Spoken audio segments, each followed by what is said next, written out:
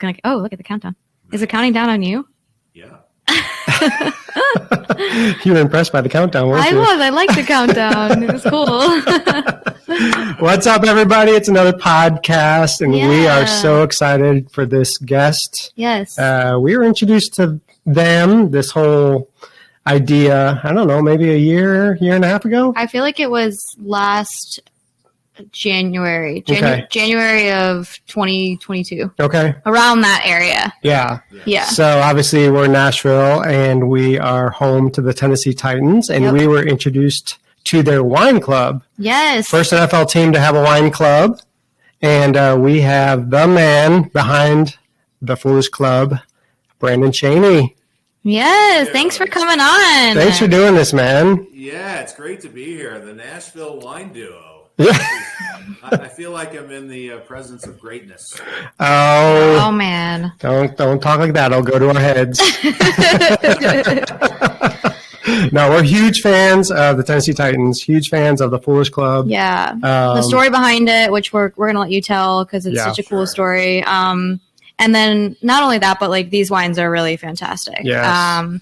We first tried them when we went to like a fun gathering that happened that you all invited us to. Yeah, Nissan Stadium. At Nissan Stadium, and I remember walking in and like just every wine we tried, we were like, these wines are so good. Mm-hmm. So, you know, if you do become a part of this club, like you really are going to be experiencing some excellent wines. And, you know, I think that y'all really stand behind your product and you believe in it, and you have to, you know, if it's this good, right?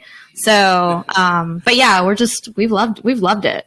Every bottle we've tried, we've totally loved. Yes. And we tell everybody about this wine club because it's really is quality wine. Yeah. For sure. And just the cool story of being affiliated with, you know, Nashville and the first NFL team to do a wine club. Yeah. So why don't you, Brandon, why don't you dive into kind of your history a little bit and who you are and then how you got in the wine world. And then you can kind of talk about the story of the Foolish Club.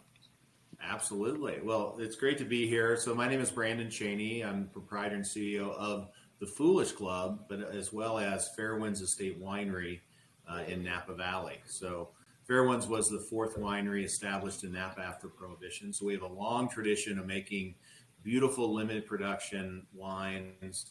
And it's just been great to share them with, you know, the Titans community. My history, you know, I didn't necessarily grow up in the wine business. I did get my roots in the wine business very early. I grew up in Indiana, actually, and my dad was a professor at Purdue University. And one of the great things about professors is they get to go on sabbaticals. Wouldn't it be great just to take a sabbatical? Yeah. I'm taking a sabbatical. Sorry, I'm gone for a year. And just to enlighten myself. So he was a forestry professor. He's retired now, but he decided to go to Wales. So I lived in Europe in the 70s. With my parents, and they were a little hippie-ish. They drove around in a VW bus. So we toured around Europe, and we stopped at a lot of wineries. And in Europe, as a kid, you know, you get a little splash of wine with dinner. So I started kind of developing my palate at a young age. Actually, said, hey, I thought it'd be cool if I would collect some wine as an 8-year-old, and then keep it until I was my 20s, and then open it up. And you know, I just thought that was so cool when I was a youngster. So I did it. I had maybe 12 bottles of wine that I accumulated when we lived overseas. And when I finally opened them, they were terrible. They were way too old. And I like stored them in the sunlight and, you know, all those kind of things. But that was my introduction to it. But out of college, I moved out to San Francisco, went to Indiana University, and I kind of had that. It was right when the .com stuff was happening. So I started a public utility company, ran that for 20 years. And when I sold it, I'm like, you know, I wanted to pursue something I had, you know, a lot of passion for. And so I was able to purchase the historic winery, Fairwinds Estate Winery in Calistoga in around 2015. So that's how this whole journey began. And, you know, from there to how the Foolish Club was developed is an interesting story. You know, one of the things we have at Fairwinds is, because we're one of the oldest wineries in Napa, we're grandfathered in for a lot of the entitlements that a lot of the other wineries don't have as far as number of visitors. And so we decided to focus on building a direct-to-consumer following of the wines that we make. And when the pandemic came around, we're like, we could have more visitors than anybody else, but it didn't matter. No one was going out and visiting wineries. So we decided to look for new ways to share our wines. So one of the wine brands we created, and there was a family tie to the Titans. So Jennifer Keeler, who you met, is my fiance. We're getting married in September. Yeah, congrats. We love Jennifer. Yeah. We're going to get Maui'd. Oh, yes. So we're going to head out to Hawaii. But Jen's great-grandfather, so she's Cherokee Indian, and Jen's great-grandfather was chief of the Cherokee Nation, which, is fantastic learning all that history. And it turns out that his name was W.W. Keeler. His sister was married into the Adams family. So Jen's great-grandfather was Bud Adams's uncle. Wow. So there were all these stories about them going down and doing the Houston Oilers and going to games together. And so when this thing all came about, working with Amy, they're Cherokee, their family's Cherokee, and just the heritage there, that we really wanted to share these beautiful wines with the Tennessee community and create something that's just really special. So that's kind of how it all came about. And that's why when you look at the wines that we have, it's all about, the story of the Foolish Club. I don't know if if you know the full story, but, Bud Adams and Lamar Hunt, Bud Adams was in Houston, and he really wanted to have an NFL team. And Lamar Hunt, the Hunt family now owns the Kansas City Chiefs, but they wanted to have one in Dallas. So they went to the NFL, and the NFL said, no way. For whatever reason, I don't know if there was a personality conflict or whatever it was, but they said they weren't going to give them franchises. So they got 6 of their buddies together, and they said, let's create our own league called the AFL. And that's where the Foolish Club started. They called themselves the Foolish Club. Those 8 original owners of the AFL teams, that was one of the founders was Bud Adams of Houston Oilers. And it was a self-proclaimed kind of nickname for themselves because they were taking on the NFL at their own game. Now, of course, we know, shortly thereafter, the 2 leagues merged and created the Super Bowl. And so the brand's really all about being a maverick, going after your dreams, bucking the system and doing things that they say can't be done. So it was just fun kind of diving into the history of the Tennessee Titans, and the Houston Oilers are a big part of that. And of course, Bud Adams and the Adams family. So it's just been a lot of fun creating these labels. And, in Tennessee, the one I have in front of me is our Bordeaux blend that was part of our first release. This fall will be the 5th release of the Foolish Club. And one of the first wines was called Rough and Dressed, which is this one right here, which is in my glass. What's kind of neat about that is we did looked into the history of Nashville. Nashville used to be a big timber town, making lumber. And so they used to float the logs down the river and pull them out and process the lumber into fine timber. And they would sell that timber either rough or dressed, meaning either a smooth cut or a rough cut. So we just thought that was a great tie into the history of calling it Rough and Dressed, which also has parallels to a football team. You need to be rough and tumble, but you also have to have great sportsmanship and have the fine uniforms and everything else along with it. So anyway, it's just been a lot of fun. We have 9 wines that we've released into the Foolish Club collection, and we just love it. It's been so much fun. Oh, we love it. We love the bubbles. The Brutes is amazing. The Rosé, Yes. the Chardonnay. I mean, I can go down the list of all the ones that we've tried and just, these wines are phenomenal. So Thank you for telling that story, though. So cool. I mean, just hearing about all that and it's been interesting since we've been doing this podcast, how much, especially like wine and spirits. And we did a beer one yesterday. But it's really interesting how every one of these is tied to like a lot of history and a lot of local history, and local history and just looking at what other people have done in the past and years and then trying to give homage to people and carrying on a legacy. And I think that's a lot of what y'all are doing too. And I'm just like, it's interesting because we keep hearing these stories over and over again. And it's like these people that see the passion from people in the past and wanting to carry on names and ancestries and the heart of people of America. And, and I think that it's an American brand, and that's really cool. And where you're carrying on things of Cherokee people and people from football that have like been trailblazers, and that those people did something, and that it's having an effect on the future. That's so cool to me. Yeah, it's neat. Well, the other neat thing about this brand is it was important to Amy that this wine brand would give back to the community as well. So a portion of the proceeds from the wine sales support the Tennessee Titans Foundation, which helps the local community too, which is, I think, really cool. That's awesome. Yeah, definitely. Yeah. I know they do a lot here in Nashville for sure. So what has been the response from the football community? Because when you think of the football crowd and wine, You think more beer, I guess, more right? beer. So, what has that been like? The thing about fine wine is, listen, fine wine isn't for everyone. I think everyone can appreciate it, but sometimes people love beer, they love bourbon. I don't think they're mutually exclusive, and I think wine brands in themselves are about the stories behind them. And And so, you're not always going to wear your Tennessee Titans jersey to a fancy dinner party, but if you could bring a really nice bottle of Cabernet or Bordeaux blend, now the Titans are part of that conversation at a different level, and they should be, because they're interwoven into the community. The history is fantastic, and that's what it's about. It's about storytelling. That's what our lives are about. So we can tell stories about anything, and I think the fan base in Tennessee is just unbelievable.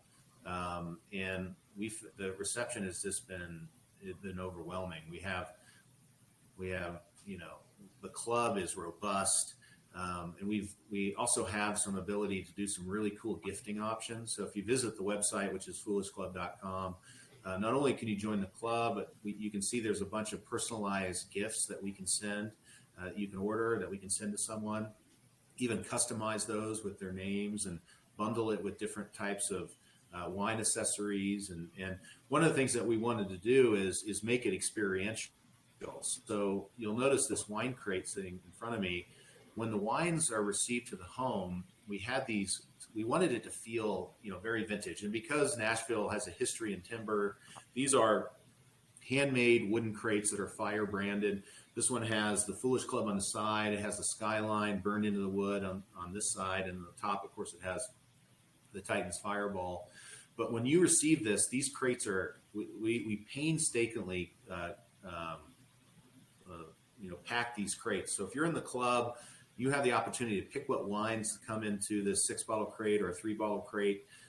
We nestle them in wood wool. We actually screw down the lids, and these crates become amazing keepsakes to display in your home. Or I've seen people make furniture out of them, or we provide hinges in there as well, so they can be a great box. So there's just a lot of things within the wine program that we've tried to do all the little touches and tie it into the history of Nashville. Yeah, it's true. We have one as like a centerpiece, like over on our bookcase over there. So they're definitely like, they are like centerpieces, and they are works of art, which is like what you're saying. Like, how neat is that? Like, what part of like wine clubs can you get where you get this like customized, like beautiful wine box, and it's going to be a talking piece like in your house. Yeah. It's really impressive when you receive that package and you open up and you see that feels really box, special and like really cool. Yep.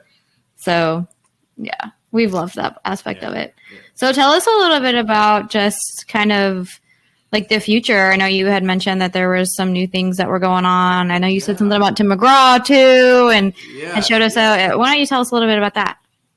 Sure, absolutely. So you'll see here, there's a Yellowstone wine crate sitting next to me as well. So Tim McGraw is a partner in the winery as well, and I know he's local there in Nashville, and that's one of the reasons he wanted to be involved in this in the Foolish Club as well as Yellowstone. His cousin Adam is also a partner, so that's kind of the connection. Tim has a deep history in Napa. That's a lot of his family roots are there, and he wanted to get, kind of back into that a little bit. So he came in as a partner, and as of that, of course, he was part of the Yellowstone in 1883.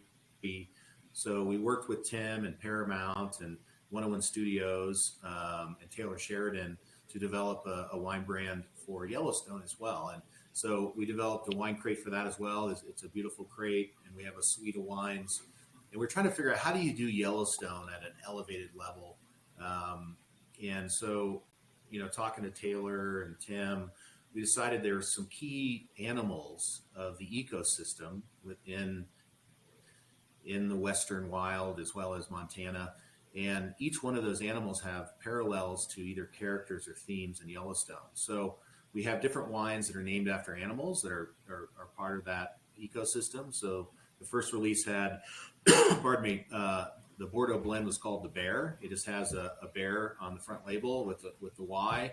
And then the backstory kind of tells you a little bit about the bear, the importance of that animal to the ecosystem. And then we allow the consumer to kind of to make the ties back to characters in the series. So I would say the bear would be, because the bear is kind of the keeper, is the keystone species, kind of the keeper of the ecosystem. It's kind of like Rip in the series, right? Mm-hmm. So he's kind of protecting the Dutton Ranch and the Duttons in general. We have the bison, which is the one here in front of us, which has been roaming around Montana and throughout the West since prehistoric times. It's been there the longest, so we kind of see that as John Dutton or the Duttons in general. we have the crow, which is the Pinot Noir in that series, which kind of ties to, it's a herald of death. Everything is kind of going on in that series. And the Chardonnay is called the Wolf, and the wolf could be a variety of things. It could be Beth. It could be the Duttons in general as a pack protecting themselves, or it's everyone trying to get the ranch from them, the pack of wolves that are circling the Dutton Ranch. So we had a lot of fun with that brand, and that's a really cool, and I think ties well to Nashville too. And that's the reason I wanted to show it to you all, because of Tim's involvement in it. So did you guys have to get the okay from the show to kind of have? Yeah. So we worked directly with David Glasser, who's the CEO of 101 Studios, Paramount, Taylor Sheridan, and Tim. So we all collaborated. Oh my gosh! On developing the brand. Yeah. That is so cool. That's so cool. Okay, I feel like this is going to do really well too, because there's so many fans of this show, and Tim McGraw, and I don't know. I just think that that's really neat. So how do people find? Yeah. So the name of the Yellowstone brand is called 1883 Reserve. We figured that's when it all began in the series in 1883. So, and then we're going to be celebrating not only 1883, the Yellowstone property, but 1923, any of the additional series that spin off it. The wine club's going to celebrate that in different ways. But if you go to 1883napa.com, you'll find it up on the website there. So cool. Oh man, I had no idea Tim McGraw was even in the wine game, an owner. You said his family has ties to Napa. That's very cool. That's wild. Yeah. So cool. Yeah, him and Faith seem like really down to earth people too. Oh. I don't know. I've never met them obviously, but just stuff I've seen, it's okay. In the limelight, they're very classy people, and they also seem like very sweet people too. So no, they are. They're great people, and it was interesting talking to Tim about his song Indian Outlaw. And when that came out, and how it wasn't well received at the beginning, but then he got the chance to sit down with the Chiefs, and then they accepted it. And wow, some great stories that were unfolded there. But yeah, this has been a great journey. Fairwinds Estate Winery, our brand is based upon kind of living in the moment and being on the water and sailing or boating. So a lot of our wines are named after kind of old maritime, seafaring terms, whether it's Mainstay or Dead Reckoning or those kind of things. So we have a lot of different brands in our portfolio that will resonate with different folks, but the wine itself is all fantastic. We take a lot of pride in the wine. We did have I don't know if you heard about all the fires in Napa. Yeah. over from 2018, 19, and 20. Well, in 20, I was up in Tahoe where I am today, and I got a call from our winemaker saying, "Hey, the glass fire is getting really close to the winery." And I'm like, "Oh, geez." And that evening, I heard our ring system going off saying, broken window in tasting room, broken window here, roof hatch ajar, all the doors are open. I'm like, oh gosh. Well, the glass fire came through and it burned down about 40,000 square feet of the buildings on the winery property.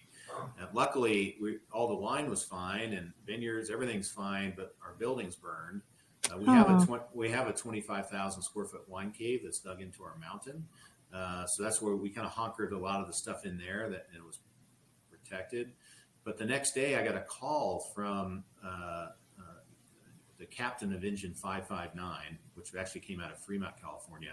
There was so much going on up there. They were the only fire truck that could really respond to what was burning. So much was on fire. It was like Armageddon in Napa that evening, and actually for the next few days. And he said, "Hey, I'm really sorry. We couldn't save, 3 of the buildings that burned." And I'm like, what are you apologizing for? Here you're risking your life. And he's probably been up for 72 hours straight fighting the fire. And he's like, we thought we had it, but your pump house, so we have wells on the property. The pump house burned down. They only had 500 gallons in the truck. And so they're like, it got to the point where the heat was so strong that the hoses were catching on fire, and the hoses on top of the fire truck, the extra hoses. So they had to evacuate. Things were blowing up, the propane. And when they got out on the main Silverado Trail, they looked back and they saw the American flag flying over the burning winery on the flagpole. And they stopped, with the lights flashing and smoke everywhere, looked at each other, and they're like, we have to go back in and save the American flag. So Wow. They suited back up, put their lives in danger to go back to save the American flag. And he's like, I want to present that back to you because we're in the process of rebuilding the facility. And it was just a really special. Wow. And so they saved that flag and now you can put it up in the new facility. Yeah, absolutely. That's incredible. It's like a freaking movie. It is like a movie. Wow. And they captured themselves on a video taking down the American flag. Are you serious? Unbelievable. Around them. It was really unbelievable. Wow. That next day when they presented the flag back to us, we had a 150-year-old oak tree on the front of the property that burned down. And it was a massive tree. It must have been 8 feet in diameter. It's just a beautiful oak, but the fire got inside of it. And so the tree had been cut down, by the Caltrans that was trying to clear for the power lines, but it was still smoldering. So they're like, hey, we should probably hit that with the fire hose while we're here. So they got out the hose, and then they're like, hey, do you want to spray the hose? And we'd all been crying after they gave the flag, and then we were out there spraying. Then we got a big water fight with them. So it was a lot of fun. It was like all the emotions. We're crying, and then we're angry. We're sad. Now we're cracking up because we're having a water fight. Wow. Right. Oh man. They're like, hey, we like your Fairwind shirt, and I'm like, hey, I like your Fremont Fire Department shirt. So then we're taking off shirts, swapping shirts, and it was a lot of fun. Sounds like it. Oh man. Anyway, I do want to toast to all the first responders out there. Yeah. Cheers to that. Cheers to the first responders for sure. Cheers. That's amazing. I know that. We honestly haven't been to California, and we started, the Nashville Wine Duo. We got married in November 2019, and then we started the Nashville Wine Duo January 2020. So, and then the pandemic hit like 3 months after we started the Nashville Wine Duo. And so, he's been to California. So we never have been. He's never been, you've never been to wine country though. He's never been to wine country. No. But anyway, we started the whole wine journey, and like throughout doing this, we've met so many people, and obviously a lot from California, and like just winemakers and people in the wine world. And there's like, you need to go. And we really want to go, but it was just like all that going on. We just didn't feel like it was the right timing. We wanted to go when we felt like we could like really experience it for like what it normally is, Yeah. So it's same with like people that want to go to Disney World. Nobody really wanted to go when everyone was wearing masks and 6 feet apart and you couldn't ride the rides normal and all that. It's like, if I'm going to go, I want to, I don't want to feel like it being, I want to fully experience what wine country in California has. But I don't know. It also seems like it's like you need a person to help you plan the whole thing, because everyone we talk to, it's like it's this whole excursion and it's a lot. And like for me and people we've talked to, and maybe you can give light to this, but I really want to go to places that don't feel pretentious. And I've heard from multiple people that say like there are so many places like that where it's like it's often the off the beaten path, the place that you don't think of, and then you go to this place and it's like the most amazing place ever. But then a lot of the places that are these like, big hyped up places, they're like, I actually liked the one that was like down the road and not as many people were going to. I don't know. What do you think about that? Like if people are planning their trip to wine country, what would you suggest that they do? Well, I will tell you that. Sorry, I got a call coming in here. So one of the great things about being in the Foolish Club or in the Yellowstone Club is that if you're in the 6-bottle club, you get free tastings for you and up to 6, four people or 6 people. Yeah. And so, right now it's really difficult to get reservations, and it costs, $100 per person to go tasting, and you get kind of I'd say not a great experience because they're kind of cranking people in and out there.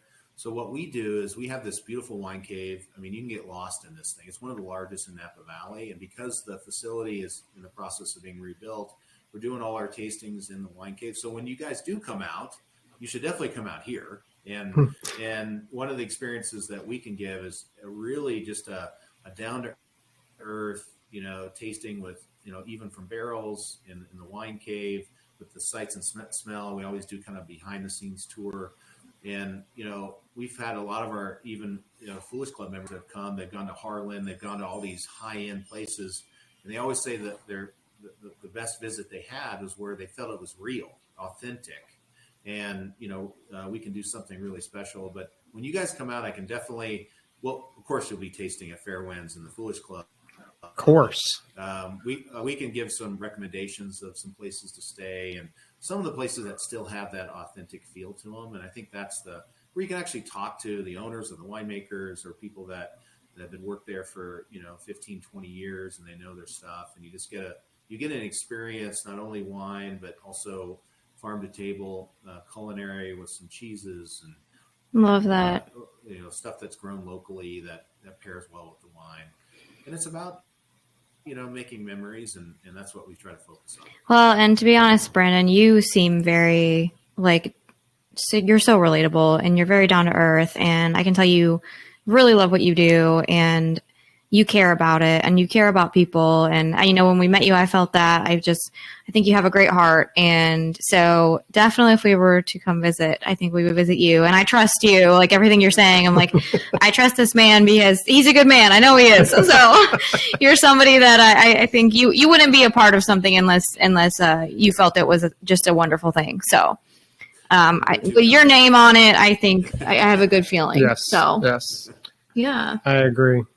Well, is there anything you want to tell everybody where they can find this? Before we social head media out, anything else? Tell us. Yeah, well, I'll just remind if you're interested in the Foolish Club, we will be out in Nashville, and we're looking to get some of the wines and some nice restaurants there in Nashville.